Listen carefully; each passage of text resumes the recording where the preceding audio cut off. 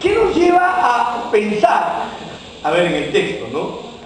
Para examinar las otras dos posiciones, ¿no? La del diablo y la de... Pero primero, ¿qué les lleva a pensar a algunos, más allá que sea el diablo o la ciencia? ¿Qué creen ustedes que les puede llevar a algunos a pensar que no es Dios el que está sanando?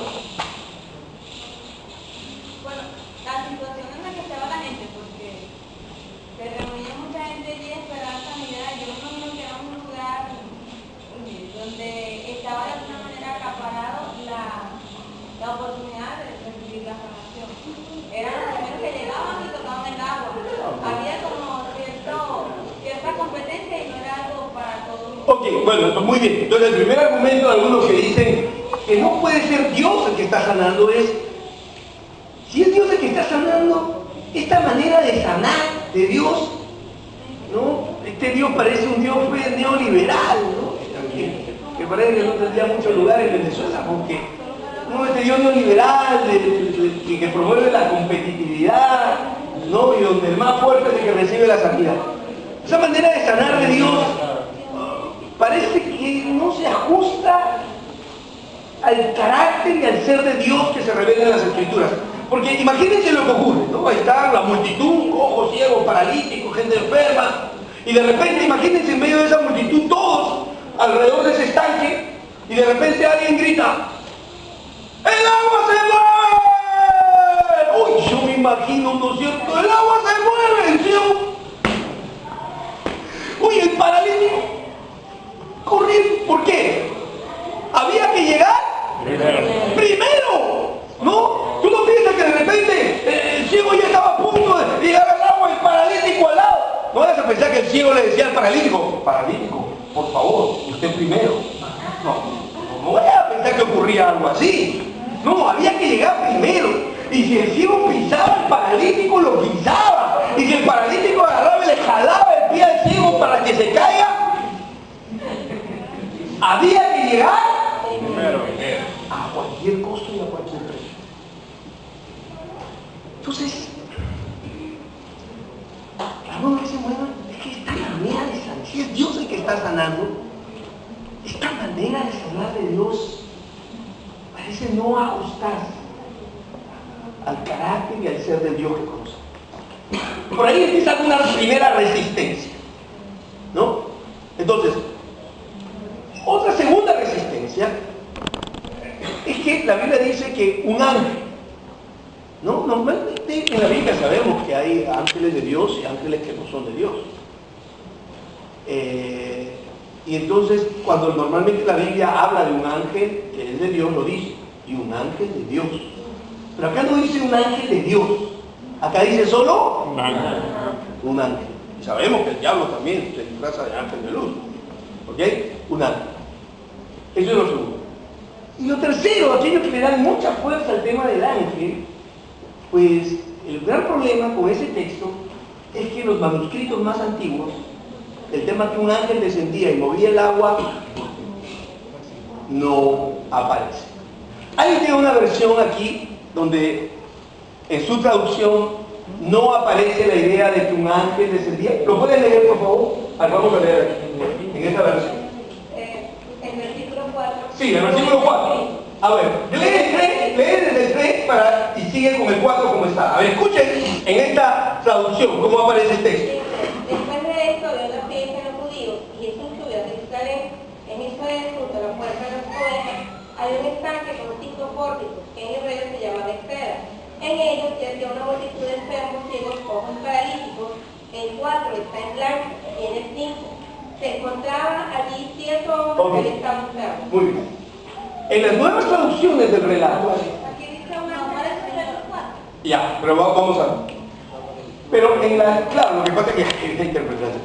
Pero en las nuevas traducciones de la Biblia, el texto, un ángel descendía y movía el agua, porque parece que ya hay un consenso entre la erudición bíblica de que esto fue un añadido posterior de un traductor al texto, pero cuando hoy tenemos las fuentes, los manuscritos más antiguos, que por ser más antiguos, normalmente están más cercanos al original, todo parece ser que fue un añadido de un sector gnóstico del cristianismo, ¿no? Que quería incorporar asuntos angelicales muy presentes y que lo incorporaron. ¿Ok? Así que imagínate ahora que ya ni siquiera tenemos la idea de un ángel que desciende. ¿No? ¿No? O sea, ya no tenemos esa idea de un ángel que desciende. Porque en las traducciones más antiguas no parece ser que no aparece.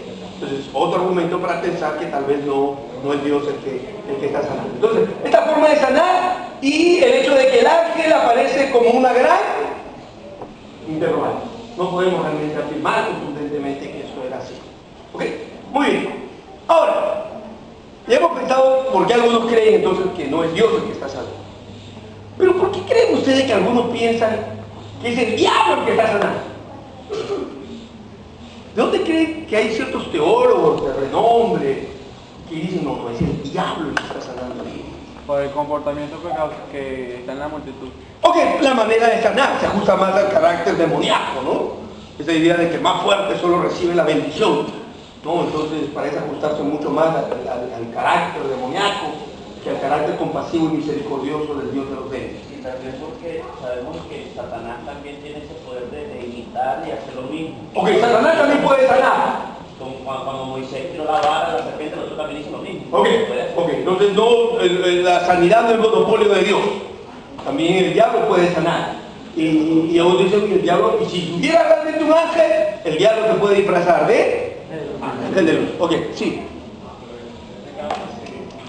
Sería la voluntad permisible de Dios en el sentido que para que se completara el milagro de Jesús, quizás el impedimento de todo para realizar el milagro.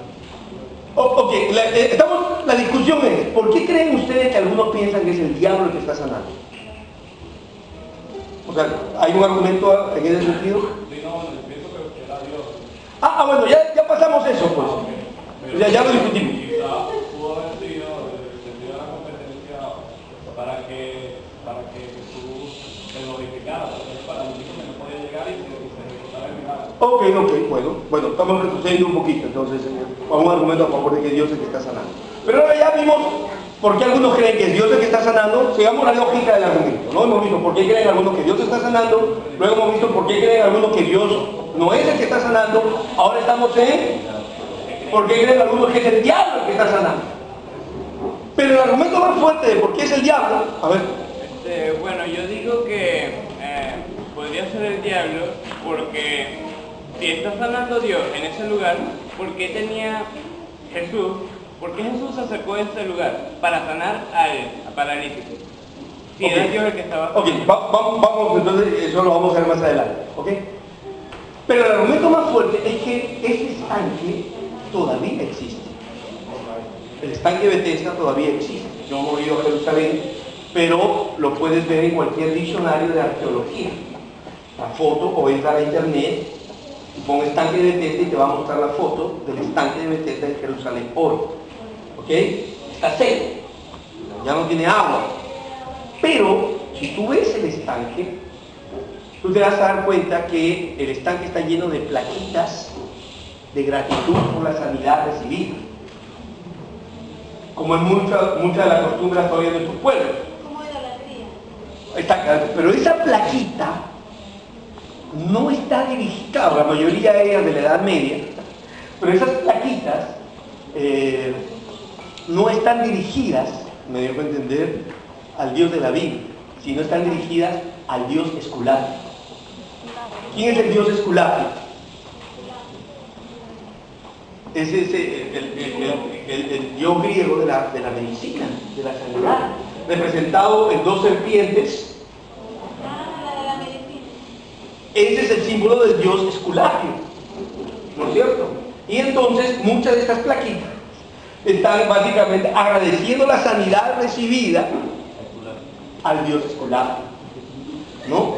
Entonces, y eso está ahí, lo puedes ver, me dejo entender, en el estanque, hasta hoy día. Y claro, y aquellos que dicen pues, que es el demonio que se esconde detrás de los ídolos, afirman con eso que es el diablo. ¿Ok? Entonces, eso está ahí. Muy bien. Pero ya hemos visto por qué algunos piensan que es el diablo. La manera de sanar, el hecho de ser hay un ángel, es un demonio que se esconde de ángel, el hecho de los testimonios, y a quién está dirigida la gratitud por la sanidad recibida. ¿Ok? Muy bien. ¿Por qué creen ustedes entonces que hay algunos que piensan ni Dios ni el diablo? Este es un proceso de sugestión colectiva. Aquí no participó ni Dios, ni diablo, ni ángeles, ni demonios. Este es un proceso de sugestión. ¿Por qué creen?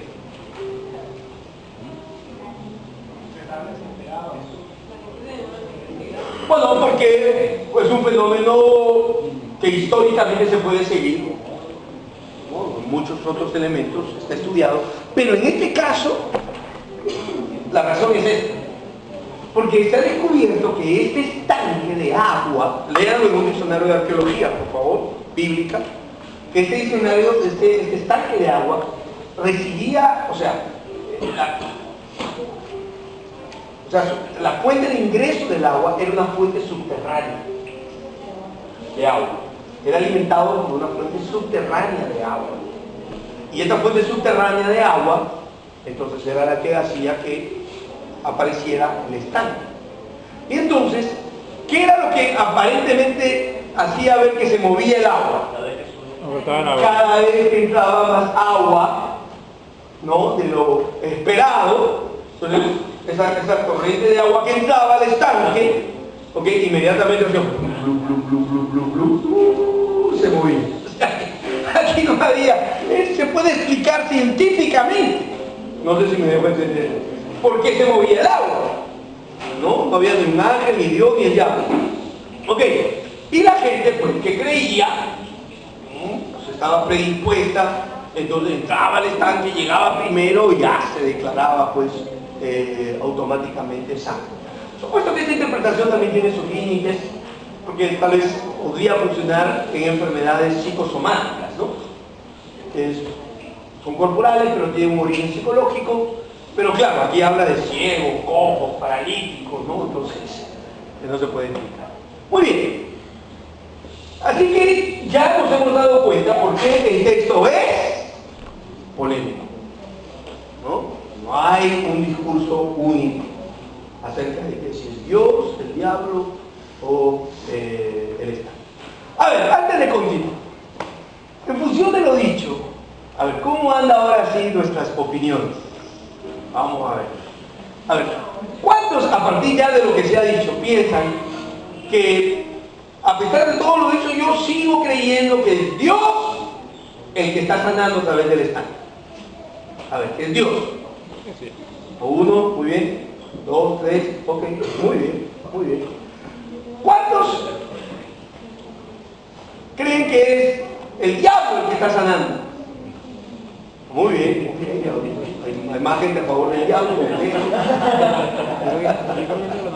Ok, ¿y cuántos entonces piensan que es un proceso de sugestión colectiva? Ni Dios, ni diablo, ni nada. Se reafirman en esa condición. Bueno, me alegra que hay más que ya están tomando posiciones al respecto del tema. Ahora, miren, ¿quieren decir algo? Sí, que yo, de mi parte, no prestaría atención a que es Dios, que es el diablo. En este caso, prestaría atención a lo que pasó.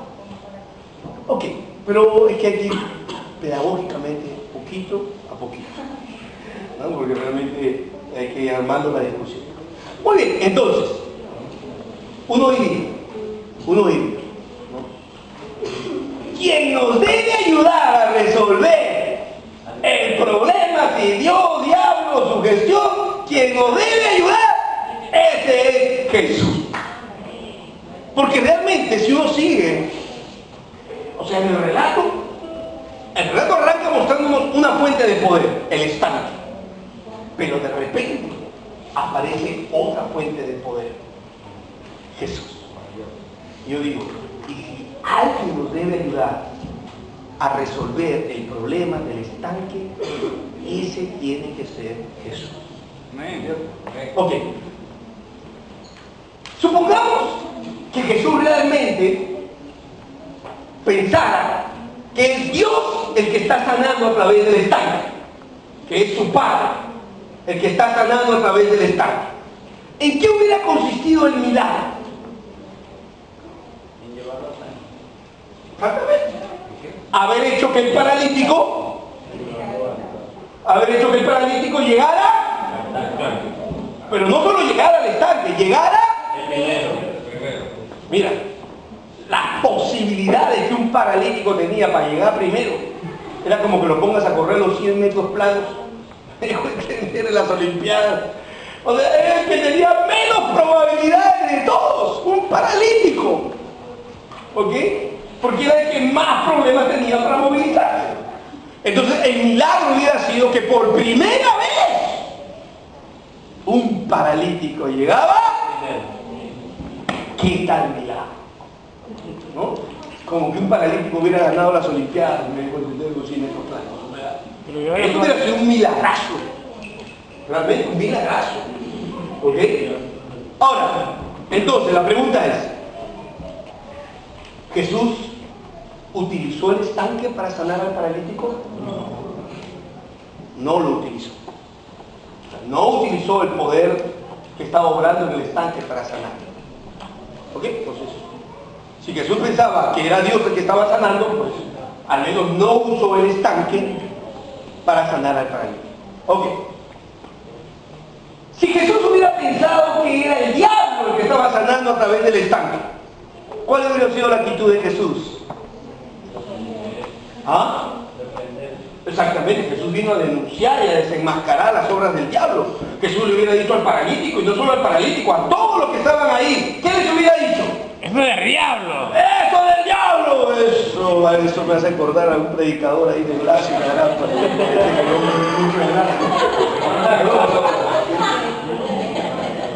no, pero a mí ese tipo así hubiera hablado Jesús, hubiera desenmascarado las obras del diablo.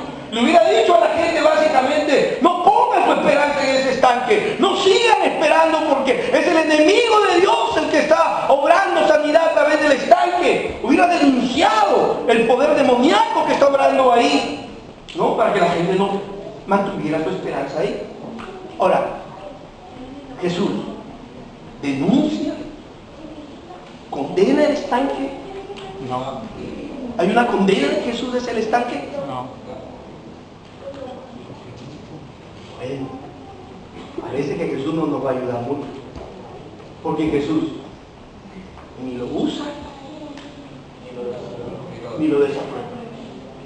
¿Me dejo entender? O sea,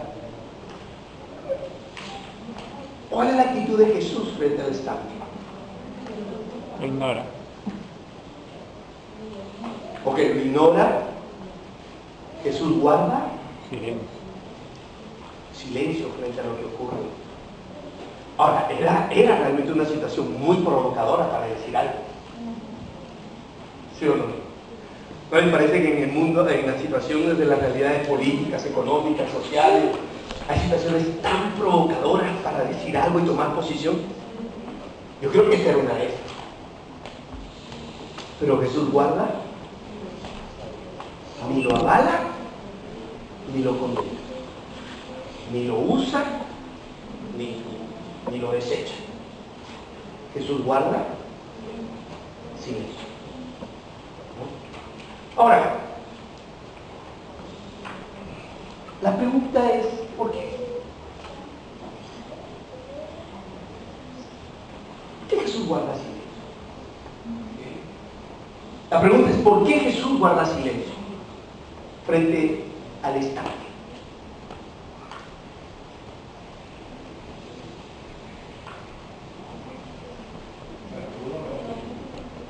Bueno, a veces nosotros miren, hay ciertas cosas que vale la pena reflexionar en torno a este texto. Creo que lo primero que debemos entender y comprender es que el tema de lo milagroso, que aparece el tema del milagro, lo primero que debemos entender es que el tema de lo milagroso es un tema complejo. No es sencillo. A ver, ¿qué cosa hace complejo el tema de lo milagroso, de lo sobrenatural, sobre todo en el campo de la sanidad? ¿Ah? Ok, está bien. Pero si nosotros creemos en un Dios que lo puede hacer, no, ya lo descomplejiza. Pero ¿por qué sigue siendo un tema complejo? En primer lugar, es complejo porque lo milagroso no solo ocurre en las fronteras del cristianismo. Hay testimonio de otras religiones, ¿no es cierto?, orientales, hinduistas, ¿no?, de chamanes alrededor nuestro, donde hay experiencias registradas de sanidades.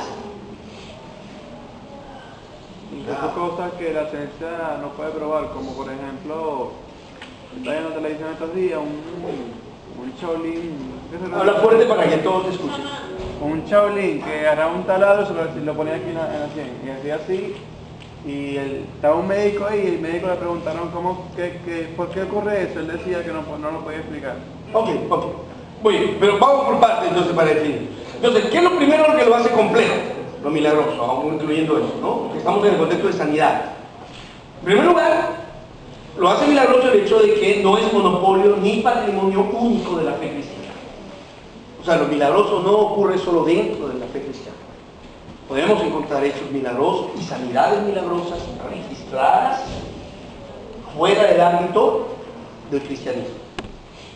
¿Ok? Lo primero. Lo segundo, aún lo milagroso que ocurre dentro del cristianismo también es complejo. ¿No? También es complejo. ¿Ok? Entonces,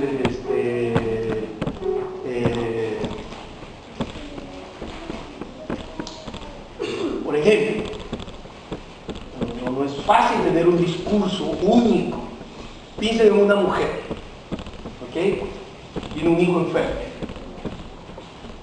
En su desesperación va a una parroquia católica, ahí, ¿cómo se llama? La venezolana, ahí, la virgencita esa que está allá por Barquisimeto. Sí, quien quiera. La Divina Pastora. La Divina Pastora. ¿No? Hay para escoger. Ok, ya, pon la que tú quieras, la que tú quieras. Pero era que yo más recuerdo, porque me fui a pedir un favorcito también, entonces. Ok, entonces me dejó entender, ora con fe, me dejó entender a la Divina Pastora, ¿no? Y su hijo se sana. A ver, ¿cómo explicamos eso? Ok, me dejó entender. Entonces yo he escuchado diferentes maneras de explicar. Metafísica. Algunas, ¿no?, que dicen, no es cierto, que es el diablo el que sanó a tu hijo y que luego el diablo te lo va a cobrar, ¿no? Así que mejor ve allá otra vez y que devuélvele la sanidad y que tu hijo vuelva a tener leucemia otra vez, porque es el diablo y te lo va a cobrar. También he escuchado algunos que dicen que Dios, inmensa misericordia, viendo el dolor y el sufrimiento de esta madre, aunque tal vez fue al lugar equivocado y al objeto equivocado, pero Dios tuvo misericordia de ella y aunque en medio de su ignorancia, Dios la sanó. Yo creo que sí. Versículos bíblicos para uno y para el otro, lo vas a encontrar. Si quieres versículos bíblicos para ver que el demonio lo vas a encontrar. Si quieres versículos bíblicos para que encuentres que es Dios en su misericordia, lo vas a encontrar. Así que se dan cuenta, el tema de lo milagroso es un tema complicado. ¿No? Complicado.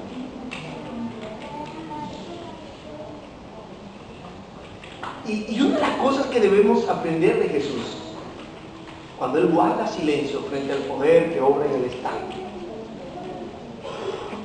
el gran problema nuestro es que a nosotros nos encanta hablar, opinar y tomar posiciones donde Jesús cae. Eso sí somos bien osados. Nosotros sí con una facilidad decimos, ¡eso de Dios! ¡Eso del diablo! ¡Eso es humano! ¿Han visto la típica de esa discusión? No. O es de Dios, o es del diablo, o es algo de la carne, ¿no? Es algo humano. Nosotros sí, nos encanta opinar y tomar una posición teológica donde Jesús caiga, ¿no? Porque pensamos que frente a un milagroso, si no podemos explicar el origen de algo, no podemos ofrecer una solución definitiva al problema. Ahora, el hecho de que Jesús no haya definido el origen del poder que obra en el estanque, ¿significó que Jesús no podía ofrecerle una alternativa a este paralítico? Él tuvo la necesidad de definir el origen del poder del estanque para entonces y solo entonces poder decirle, ofrecerle una solución y esperanza a la situación del paralítico.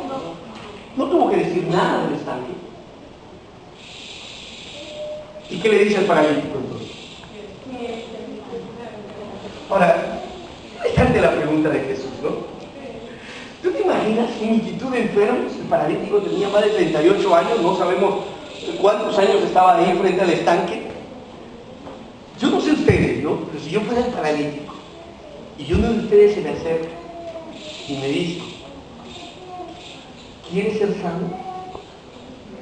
Oye, yo te miraría de arriba abajo y te diría, ¿y qué crees que estoy haciendo aquí? Esperando un médico. O sea, la pregunta, vista de la manera muy superficial, parece una cuestión, pero redundante, absurda. ¿Cómo me va a preguntar si quiero ser sano? ¡Claro que quiero ser sano! Pero la pregunta tiene mucho sentido. Porque lo que va a reflejar la respuesta a la pregunta es ¿dónde está puesta la fe del paralítico? ¿La respuesta del paralítico cuál es? ¿Ah?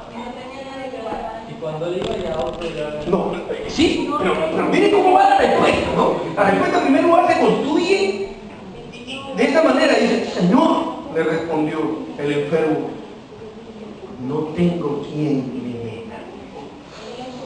Yo no sé si ustedes sienten este sentido de abandono total en la que este hombre se encontraba. Está rodeado de una multitud. Pero cuando el agua se mueve, ¿qué dice? La soledad y el abandono total. Por eso muchos dicen que lo más terrible de sufrir no es sufrir. Lo más terrible de sufrir no es sufrir solo. No tengo absolutamente a nadie quien me importe.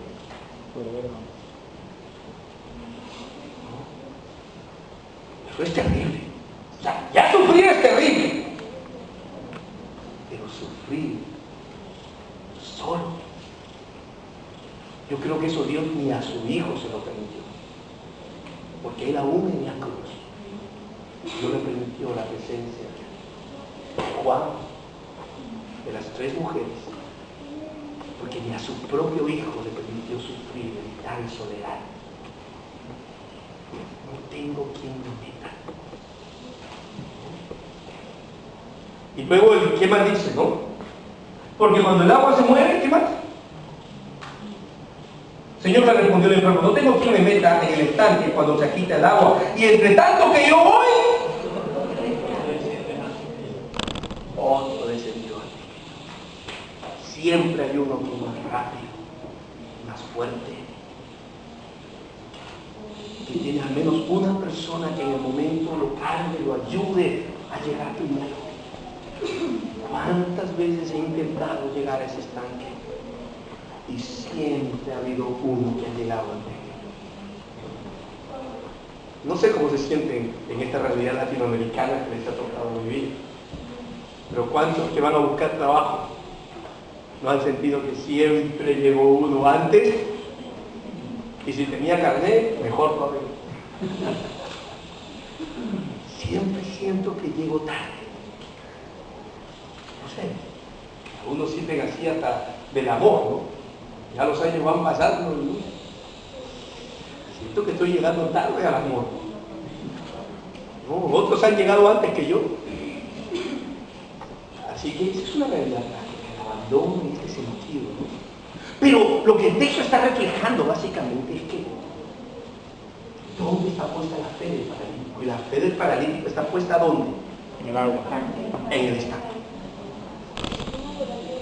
Ahora, frente a esto, Jesús luego, ¿qué le dice?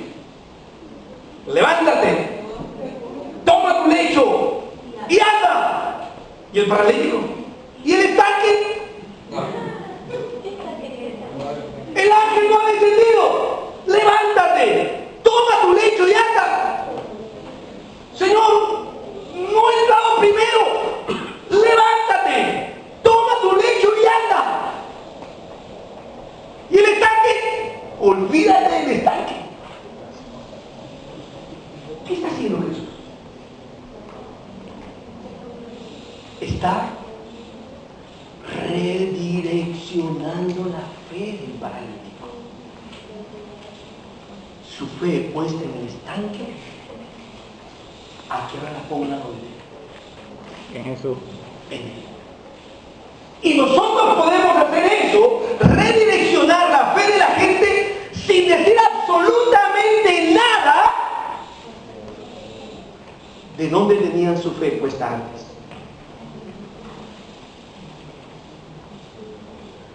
Eso es muy importante. Sobre todo cuando evangelizamos en el mundo de dolor y sufrimiento. Porque cuando evangelizamos en el mundo del dolor y sufrimiento, la gente desesperadamente busca poner su fe o en alguien o en algo. Y a veces nosotros creemos que primero, para que ponga su fe en Jesús, tenemos que destrozar, destruir, aniquilar el objeto primero de su fe. ¿No? Y no necesitamos hacer eso. Podemos llevar a la gente a poner su fe en Jesús sin decir absolutamente nada acerca de dónde puso su fe antes. ¿Ok? ¿Por qué? Yo creo que esa es la razón por la que Jesús guarda silencio. Porque ¿cuál es la fe que va a sanar al paralítico y más adelante a salvar al paralítico? ¿Cuál es la fe que lo va a llevar a conocer a Dios y a entrar en una relación con Jesucristo? ¿Cuál es la fe? La misma fe que él tenía en el estanque. Algunos hablan de diferentes tipos de fe, fe natural, fe no sé qué. Nosotros tenemos una fe. Una sola fe. Pero es la fe que el paralítico tenía en el estanque. Pero ahora cuando la ponga en Jesús, esa misma fe es la que lo va a sanar y lo va a salvar. América Latina es una tierra de fe. A pesar de que los marxistas anunciaban, ¿no es cierto?, que la religión terminaría, ¿no? Y los humanistas también, América Latina es una tierra de fe. Desde la fe popular católica, que nos sostiene en medio del sufrimiento y ha sostenido a nuestro pueblo en medio de su dolor. Hermanos, no destruyamos su fe. Desde los movimientos nuevaristas que tienen la fe en cristales y que tienen la fe en pulseras y que tienen la fe en gurús y chamanes. Pero ¿qué fe tienen? No necesitamos destruir la fe de la gente. Lo que necesitamos es que redireccionarla. Porque es esa misma fe, cuando la pongan en Jesús, la que lo va a salvar y lo va a sanar. ¿No? Por eso Jesús guarda silencio. Pero tiene un mensaje para ese paralítico. Así que tenemos que evangelizar en medio de una universidad realmente llena de fe. Claro, fe en personas equivocadas, en objetos equivocados. Pero tenemos el gran desafío, así como Nicodemo, de llevarlo de la afirmación a la pregunta. La gran propuesta de acción en medio de un mundo de fe, donde la gente se apoya en esa fe para enfrentar el dolor, no tenemos que destruir la fe de la gente. Podemos canalizarla, redireccionarla para que la pongan en Jesús. Y esa es nuestra propuesta evangelizadora en medio de un mundo de dolor y sufrimiento. Ahora termino con lo siguiente. Ahora ustedes me dirán, pero Alex, si los estanques sanan, y Jesús sana, ¿cuál es la diferencia entre ser sanado por un estanque y ser sanado por Jesús? Bueno, si uno sigue viendo el diálogo, pues se da cuenta. Si tú eres sanado por un estanque, ¿cuál es la máxima relación que puedes desarrollar con un estanque? ¿Ah? Un peregrinaje una vez al año, poner tu plaquita, ¿no es cierto? ¿Qué? Pero si eres sanado por Jesús, Él nos invita a desarrollar una relación con Él, diaria y cotidiana. Lo segundo, claro, la gente prefiere 1000 veces ser sanada por los estanques que sanada por Jesús, porque los estanques no hablan, Jesús sí. Y más adelante le dijo al paralítico, vete y no quedes nada. Entonces, directamente, los estanques no hablan, ¿no? Si yo soy sanado por un estanque y yo era un paralítico mentiroso, el estanque me sana y ahora ¿en qué me convierto? Es mentiroso caminante. Ahora un caminante mentiroso. ¿Me dejo entender? Si era un lujurioso paralítico, el estanque me sana y ahora ¿en qué me vuelvo? Más peligroso todavía, porque ahora este lujurioso anda, ¿no? ¿Me dejo entender? O sea, el estanque no. En cambio, si Jesús es, Él no solo quiere sanar tu cuerpo, Él quiere transformar toda tu vida. Vete y no peques. Pero siempre la gente va a preferir ser sanada por estanques. No lo dudes. A ser sanados por Jesús. Miren, a veces hay personas que llegan a la iglesia muy desesperadas, en medio de situaciones de dolor y sufrimiento muy grandes. Y cuando eso ocurre, entonces yo les digo, mire, amigo, muchas gracias por venir a la iglesia. Lamento y me entristece mucho ver la situación de tremendo dolor y tremendo sufrimiento que usted está viviendo. Pero ¿sabe qué? Le digo, quiero ser muy sincero con usted. Si usted ha venido solo a nuestra iglesia a buscar sanidad para su cuerpo, no sé si ha venido al mejor lugar. Honestamente se lo quiero decir. Nuestras tasas de sanidad sobrenatural aquí en la iglesia, honestamente hablando, yo creo que se sana 1 de cada 100 o 150 por los que oramos. O sea, si le soy bien honesto, bien sincero, creo que por ahí anda más o menos nuestra tasa de sanidad sobrenatural. No me dejo entender, de esa sanidad que uno no puede explicar más que por un obrar sobrenatural de Dios. Yo creo que 1 de cada 100 más o menos se sana en respuesta a nuestra oración sobrenatural. Así que si usted ha venido solamente a la iglesia a buscar la sanidad de su cuerpo, no sé si ha venido al mejor lugar. Yo creo que el chamán de la otra esquina tiene tasas de sanidad más altas que las nuestras. Yo creo que sus porcentajes de sanidad son más altos que los nuestros. Pero le quiero decir, pero si además de la sanidad de su cuerpo, usted está buscando la transformación total de su vida, le aseguro, ha venido al mejor lugar.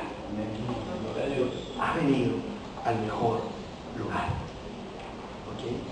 Y esa es un poco la realidad. Y muchas veces pasa, ¿no? A veces uno va por una enfermedad, por un gran dolor y por un gran sufrimiento, pero ¿cuántos de nosotros en medio de esa situación nos hemos encontrado con Jesús? A algunos Dios nos sanó, a la gran mayoría no nos sanó. Pero mire, el hecho de conocerle y de caminar con Él ha hecho que el tema de que si me sana o no me sana, francamente ha pasado a ser un tema secundario. Lo que era algo tan vital en el primer momento en que le buscaba, ahora luego de conocerle a Él, realmente uno dice, Señor, si me sanas, amén. Y si no me sanas, amén también. Amén. El hecho de conocerme ha sido suficiente para mí. Me has dado mucho más de lo que imaginé y soñé. Y si la enfermedad de mi cuerpo fue la causa por la cual yo te encontrara, Señor, ¿no? Eso ha sido más de lo que esperaba. Creemos. Por supuesto, seguimos creyendo en un Dios que sana. Amén. Pero que no solamente nos quiere sanar. Te pido que no peques más. Vete y no peques más. Quiere transformar la totalidad de nuestra vida. ¿Ok? Nos ponemos en pie.